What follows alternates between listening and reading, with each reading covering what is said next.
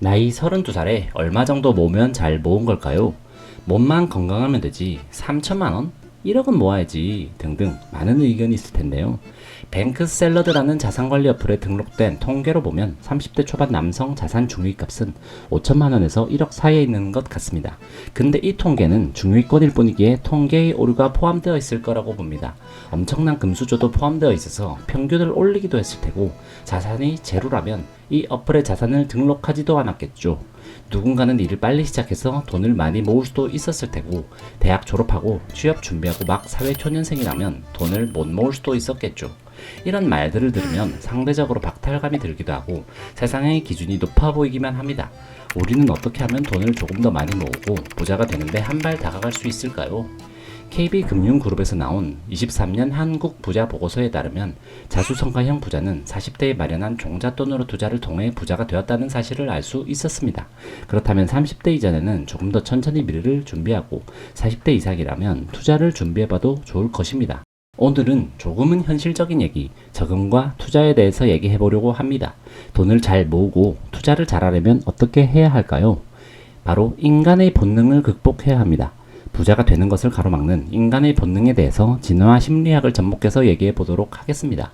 첫 번째로 우리가 부자가 되는 것을 가로막는 본능, 바로 탕진 본능입니다. 불행하게도 인간의 유전자에게는 현대를 살아가는데 가장 중요한 돈 관리 프로그램이 없습니다. 현대인은 재테크를 배우기 힘들고 번번이 돈을 모으는데 실패하죠. 800만 년 전 우리의 조상 오스트랄로피테쿠스는 대부분의 기간을 사냥과 채집을 하며 살아왔죠. 그러나 구석기 시대에는 고기를 저장할 수 있는 냉장고가 없었죠. 그래서 고기를 먹어서 몸 안에 지방으로 바꾸었습니다. 다이어트에 번번이 실패하는 것과 마찬가지로 돈이 있으면 써버리고 싶은 마음이 생깁니다. 그러나 인간이 동물과 다른 점은 생각을 할 수가 있다는 것이고 우리는 탕진 본능을 깨달음으로 인해 절제를 할 수가 있을 것입니다. 1970년 스탠퍼드 대학의 심리학자들이 5세 어린이를 대상으로 만족 지연 실험이라는 것을 했습니다. 마시멜로를 어린이들에게 주고 15분 동안 먹지 않고 참는다면 한 개를 더 주겠다고 약속하고 행동을 관찰하는 실험이었죠.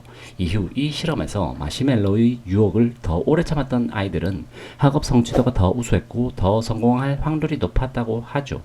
여러분이 5살이 아니라면 더 높은 자의식을 가지고 있겠죠. 우리는 의식을 가지고 짧은 만족감보다는 만족을 지연함으로 인해서 성취감을 얻을 수가 있어요. 짧은 만족을 주는 소비보다는 저축과 투자를 통해 더 큰 성취감을 얻어보시길 바라겠습니다. 그런데요, 꼭 이런 얘기를 하면 돈보다는 정신과 신체가 건강하면 된다고 얘기하시는 분 있을 것입니다. 네, 맞습니다. 정신 건강과 신체 건강도 참 중요한데요. 그런데 이 생각은 돈이 없다고 건강하고 돈이 많다고 건강하지 못하다는 이분법적인 사고입니다. 부자의 반대말은 가난입니다. 부자가 되면서 가난할 수는 없겠지만 부자가 되면서 건강할 수는 있죠. 갑자기 몸이 아프거나 해서 돈이 들어갈 수도 있을 것입니다. 이때 가난하다면 건강을 지킬 수도 없을 것이죠. 여러분은 받은 월급의 일정량 최소 50% 이상을 저축하고 남은 돈으로 생활하는 습관을 가져야 합니다. 이렇게 모은 종잣돈이 여러분이 부자가 되는 밑거름이 될 수 있을 것입니다. 이렇게 열심히 돈을 모았다면 그 다음엔 어떻게 해야 할까요? 몇 년 동안 모아서 3천만 원에서 5천만 원 정도가 모였을 때 우리는 돈을 무작정 모으기만 하는 것은 힘에 부친다는 것을 깨달을 것입니다.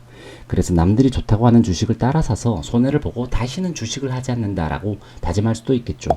여기서도 우리는 극복해야 할 또 한 가지 본능을 깨달을 수 있습니다. 무리짓는 본능이죠.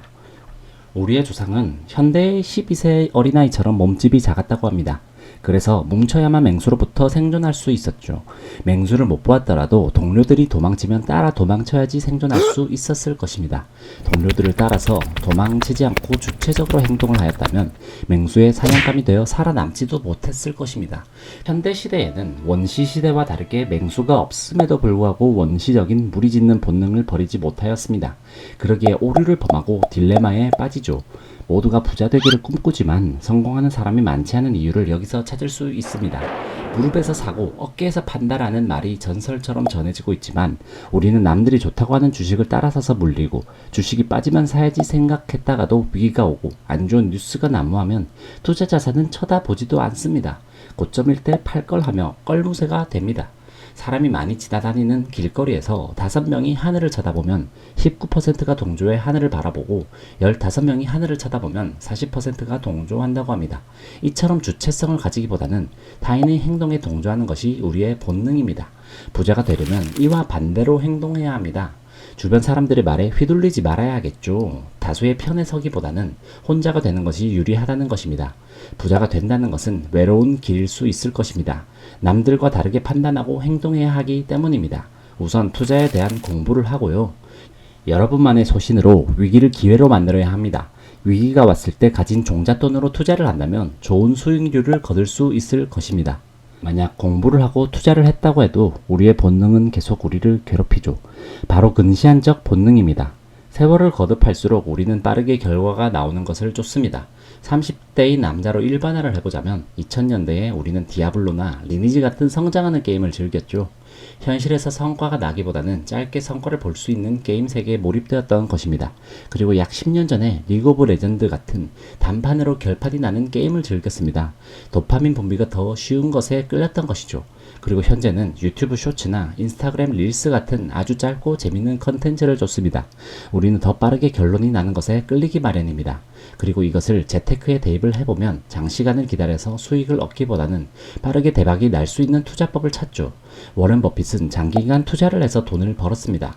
그리고는 사람들이 근시안적이기에 본인이 돈을 벌 수 있었다고 얘기했죠.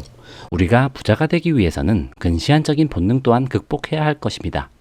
근시안적인 본능을 극복하고 장시간 인내를 통해 불을 거머쥘 수 있다는 것을 깨달아야 합니다.